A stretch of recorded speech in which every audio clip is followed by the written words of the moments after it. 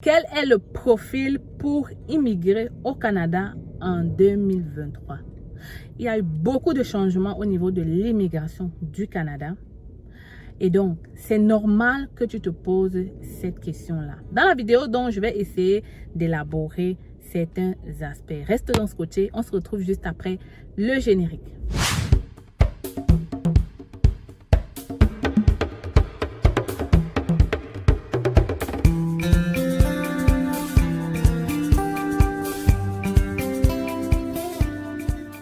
Alors, lèves-tu canadien? C'est normal que tu te poses cette question.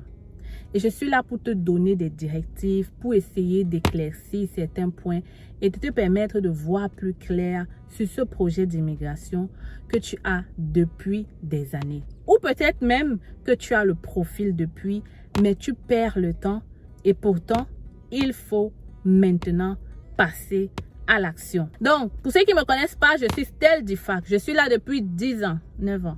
Je suis là depuis 9 ans au Canada. Je suis arrivée comme étudiante. Aujourd'hui, je suis résidente permanente. À travers ma chaîne, il y a plusieurs personnes qui sont arrivées au Canada. D'ailleurs, j'ai présenté Yolande qui a eu son permis d'études à 38 ans juste en regardant nos vidéos. Elle a monté son dossier elle seule et elle s'est retrouvée au Canada. Donc, si toi aussi tu veux être notre futur prochain Canadien, 3 choses à faire. Tu t'abonnes, tu partages les vidéos, tu n'oublies pas de liker celle-ci si tu auras apprécié. Alors, les gens ont tendance à dire que pour immigrer au Canada, il faut... Sûrement tu t'attends à ce que je te dise ça. Que pour immigrer au Canada, il te faut avoir des diplômes, il te faut avoir beaucoup d'argent, il te faut avoir ceci, il te faut avoir cela. Je vais sûrement te décevoir une fois de plus aujourd'hui. Mais vous le savez, je suis là pour vous dire la vérité. Ce que les gens vous cachent et ce que les gens... je vais démystifier cette histoire d'immigration au Canada. Alors, c'est quoi le profil aujourd'hui en 2023 pour le Québec principalement? Parce que je sais que plusieurs personnes qui m'écoutent sont francophones. Donc, le profil idéal en ce moment au Québec, les voici. Premièrement, il faut être francophone. Il faut être un francophone. Et comment est-ce que tu démontres que tu es francophone? C'est que tu vas faire des tests de langue et tu dois absolument avoir la note de 7 à l'oral pour pouvoir espérer être tiré dans le bassin Arima. Alors, le test de langue, pour le moment, concerne uniquement ceux qui veulent entrer au Québec comme résidents permanents. Les travailleurs temporaires et les étudiants, en ce moment, ce n'est pas obligé de faire un test de langue. Donc, voilà le premier profil. Être francophone.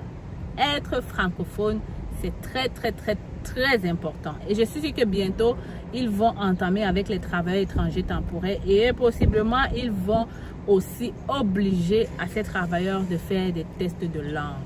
Parce qu'en ce moment, ça jase beaucoup. Le français a dégringolé au Québec et donc on a envie de revenir comme avant. Donc, ça se peut que plusieurs changements viennent encore dans les jours qui suivent. Le deuxième profil pour celui qui veut venir au Québec, c'est que ta profession, ton métier, surtout pour ceux qui veulent travailler, doit être dans la profession des métiers en demande.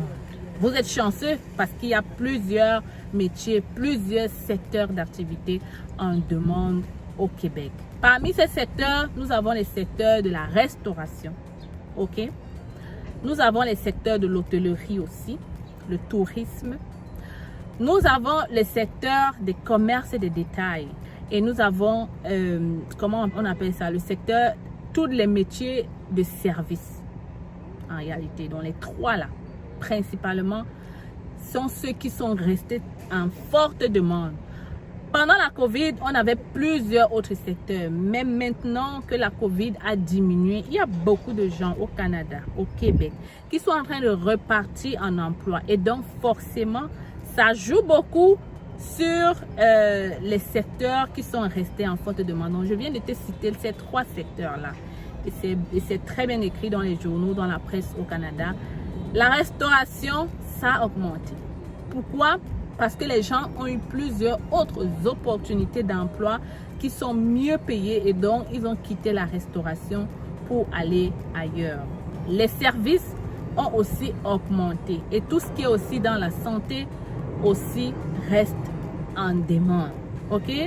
Donc, ajoutons la santé là-dedans. Mais c'est un service en fait, en réalité. Donc, tu as retenu, n'est-ce pas?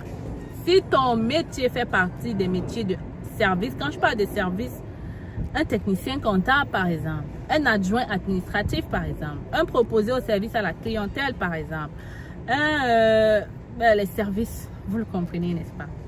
Donc, si tu fais partie de ce secteur-là, sache que tu as le profil idéal, ok? Mais ça ne veut pas dire que les autres ne peuvent pas entrer. Je suis ici en train de parler du meilleur profil pour entrer au Québec en ce moment.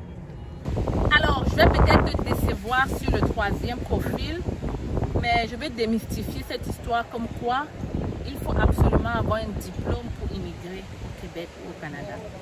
Donc, le troisième profil ici, idéal, en ce moment, vu que les secteurs en demande, très en demande, ne sont pas les secteurs qu'on demande plus de diplômes.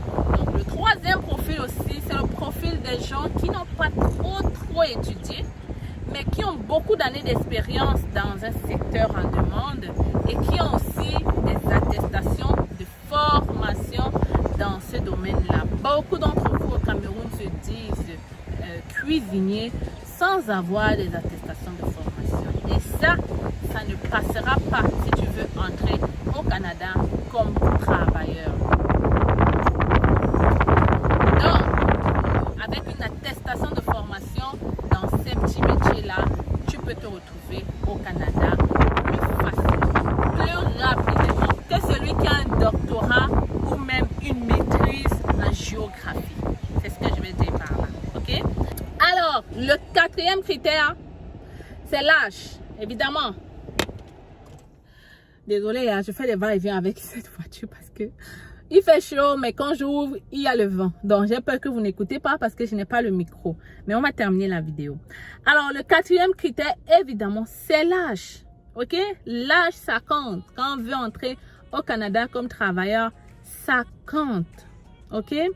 Donc, je vais encore une fois de plus démystifier cette histoire comme quoi tu ne peux pas avoir le permis de travail fermé à 40, à 35 ans. C'est faux. Ou alors le permis d'études. C'est faux. Vous avez vu Yolande à 38 ans, elle a eu son permis d'études. Et je connais une personne qui a 41 ans qui vient d'avoir son permis de travail. Donc, la tranche d'âge qui est tellement recrutée au Québec en ce moment, on tourne entre les 24 à 42 ans. Ok? 24 à 42 ans. Tu peux toujours espérer entrer au Canada comme travailleur. Voici ce qu'il en est en réalité. Donc, j'ai pensé bien de faire cette vidéo pour t'édifier un peu plus, pour te booster sûrement, mais pour te dire surtout que tu as sûrement le profil qu'il faut, mais tu dors depuis longtemps. Donc, si toi, tu sens que tu remplis un de ces critères, ne perds pas le temps. Ne perds pas le temps. Si tu remplis tous les critères, c'est encore mieux. Ne perds pas le temps. Tu peux venir nous contacter pour faire ton CV canadien.